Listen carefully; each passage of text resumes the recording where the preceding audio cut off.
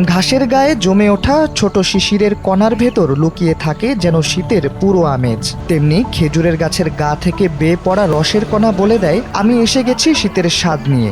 ঋতুটির সাথে বাঙালির যেসব খাবারের সম্পর্ক তা শুধু প্রাকৃতিক নয়, বরং যেন আত্মিক। তাদের ভেতর একটি হলো খেজুরের রস। হিমশীতল ভোরে এক গ্লাস টাটকা খেজুরের রস যেন প্রতিটি বাঙালিকে মনে করিয়ে দেয়, শীত শুধু একটি ঋতুই নয়, বরং এটি একটি সংস্কৃতি। শুরু হয়ে গেছে শীত। খেজুরের রস সংগ্রহে ব্যস্ত সময় পার করছেন গাছিরা।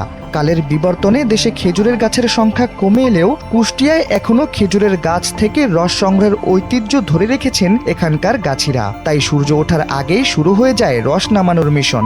বিক্রি হয় নির্ভেজাল রস, প্রকাশ্য জ্বালিয়ে তৈরি করা হয় মানসম্মত গুড়। তাই ভেজালের ভিড়ে ভোজন রসিকদের কাছে জনপ্রিয় হয়ে উঠেছে এখানকার খেজুরের রস ও তা থেকে উৎপাদিত গুড়। শীতের আমেজ আমাদের মাঝে এসে গেছে। আমরা কয়েকদিন ধরে খুব কুয়াশাচ্ছন্ন একটা আবহাওয়া পাচ্ছি। এ কারণে আমরা মনে করছিলাম কয়েকজন বন্ধু মিলে যে আমরা রস খেতে যাব, শীতের আমেজটাকে উপভোগ করব।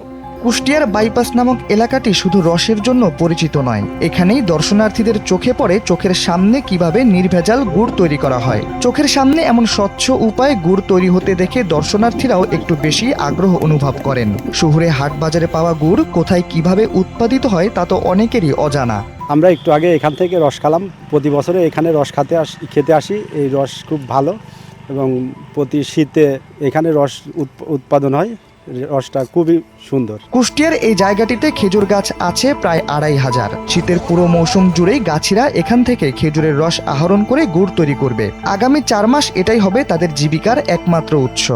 সকালবেলা আমরা হাঁড়িটা পরিষ্কার করি। পরিষ্কার করার পর হাঁড়িটা ধুয়ে চুন লাগাই। চুন লাগানোর পর দুপুরে গাছ কাটি। দুপুরে গাছ কাটার পর আপনার ওই যে নেট দিয়ে সুন্দর করে ঢাকি দিই। আর ওটা সন্ধ্যার সময় পাড়ি নিয়ে আসি, মানুষজন আসে তাদের খাওয়াই। আর সকালবেলা আবার ওই মনে করেন যে রসটা ভোরবেলা রসটা পাড়ি নিয়ে আসি, মানুষজন খাওয়ার পর সেটা আবার জ্বালায় আমরা গুড় বানাই। আর গুড়টা মনে করেন যে আমাদের এখান থেকে ফুরাই যায়। আগের মতো আর খেজুর গাছ না থাকায় সব বয়সী মানুষ চান জীবনে একবার হলেও কুষ্টিয়ার এই রস খেতে। তাই তো রীতিমতো যেন শীতের শুরুর দিকেই মেলা বসে যায় জায়গাটিতে। দেশীয় ঐতিহ্যকে ধরে রাখতে হলে এর সাথে সম্পৃক্তদের এখনই এগিয়ে আসা উচিত বলে মনে করছেন অনেকেই। শাহরিয়ার আহমেদ, NPB।